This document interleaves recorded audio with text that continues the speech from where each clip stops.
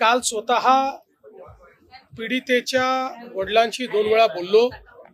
मी त्यांना हे समजावून सांगितलं की आपल्याला नराधमाला मृत्यूदंडाची शिक्षा करून घ्यायची आहे।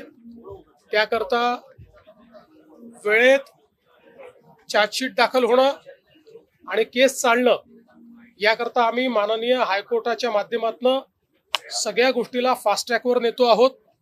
रेकॉर्ड वेळेत काम करण्याचा आमचा या संदर्भातला प्रयत्न आहे। लोकशाहीमध्ये आपल्याला सगळ्यांनाच असं वाटतं की अशा नराधमाला भर चौकामध्ये फाशी दिली पाहिजे, पण ती लोकशाहीत करता येत नाही।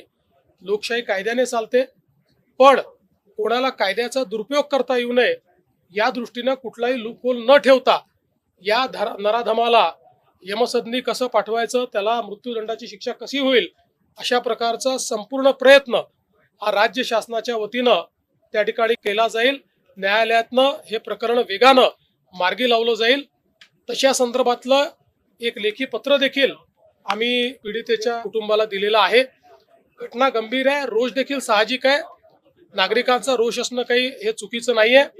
मला असं वाटतं एवढंच आहे की त्या ठिकाणी काही लोक हे त्याही परिस्थितीचा फायदा घेऊन काही वेगळ्या पद्धतीचं वळण लावण्याचा प्रयत्न करत होते, पण मी मुलीच्या वडिलांचे आभार मानतो की त्यांनी ती परिस्थिती समजून घेतली आणि सीपींशी चर्चा केल्यानंतर त्यांनी हा निर्णय केला की आम्ही हे कॉल ऑफ करू।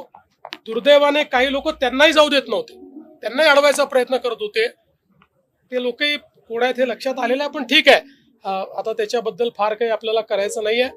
मात्र मुलीच्या वडिलांनी जो काही त्या ठिकाणी ती भूमिका घेतली त्याबद्दल आम्ही त्यांचे आभारी आहोत आणि या कुटुंबाच्या पाठीशी आम्ही शक्ती ताकदीने या उभे राहू। प्रकरणातील जो आरोपी आहे त्याच्यावर 2019 मध्ये देखील एक गुन्हा दाखल झाला, म्हणजे पुराव्याअभावी त्याची म्हणूनच आता त्याचे जुने गुन्हे देखील काय आहेत हे शोधून काढले जातील। कोणी लॅप्सेस ठेवले होते का ते देखील बघितलं जाईल।